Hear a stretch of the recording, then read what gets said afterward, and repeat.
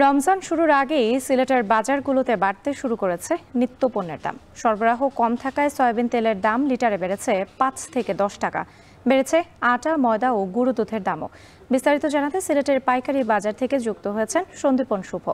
শুভ, রমজান শুরুর আগে বাজারে বাড়তি দর নিয়ে ভোক্তারা কি বলছেন এবং একই সাথে জানতে চাই এই যে পণ্যগুলোর দাম বেড়েছে এ নিয়ে আসলে বিক্রেতারা কি বলছেন?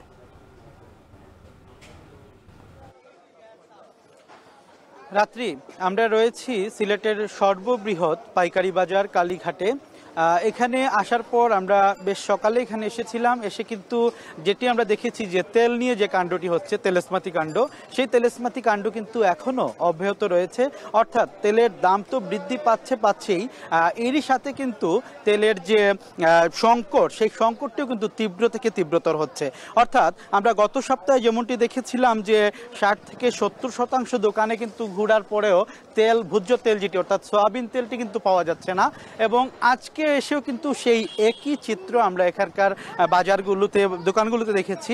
এবং পাইকারি দোকানের সাথে সাথে আমরা কিন্তু খুচরা বাজারেও গিয়ে খোঁজ নিয়েছি, একই অবস্থা তারা বলছেন। এবং এই অবস্থার সৃষ্টি কিভাবে হলো যখন আমরা জানতে চেয়েছি, তখন ব্যবসায়ীরা আসলে তেমন একটি সদুত্তর দিতে পারছেন না। তবে তারা বলছেন আসন্ন রমজান মাস, এই রমজান মাসকে সামনে রেখে যদি এরকমটি চলতে থাকে তাহলে ক্রেতারা কিন্তু সংকটে পড়বেন।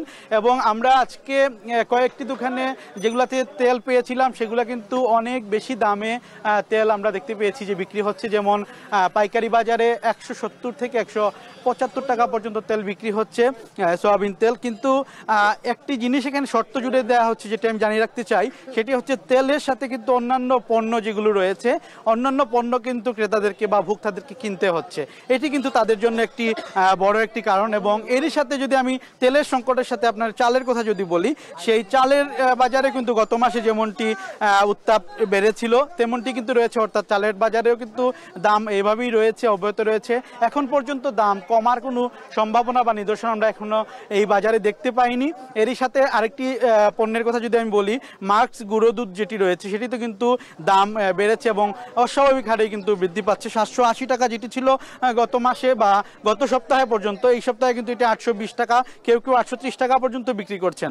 এবং আরও অন্যান্য পণ্যের কথা যদি আমি বলি, এদিকে একটু স্বস্তি দিচ্ছে হচ্ছে পেঁয়াজ এবং হচ্ছে আলু। দেশি পেঁয়াজের দাম কিছুটা কমেছে এবং আলুর দাম কমেছে। এইটুকু স্বস্তির খবর। আর যদি আমি সয়াবিন তেলের কথা আবারও বলি, সয়াবিন তেলের কিন্তু সংকট রয়েছে। মুদ্রা কথা হচ্ছে আসন্ন রমজান মাস আসতে আর বেশি দিন যেহেতু বাকি নেই, সেহেতু বাজার মনিটরিং এর বিকল্প নেই, এমনটি বলছেন ভোক্তারা। মুক্তি, এই ছিল আমার কাছে পাইকারি বাজারের সর্বশেষ। সিলেটের বাজার পরিস্থিতি নিয়ে বিস্তারিত জানাতে যুক্ত ছিলেন সন্দীপন শুভ।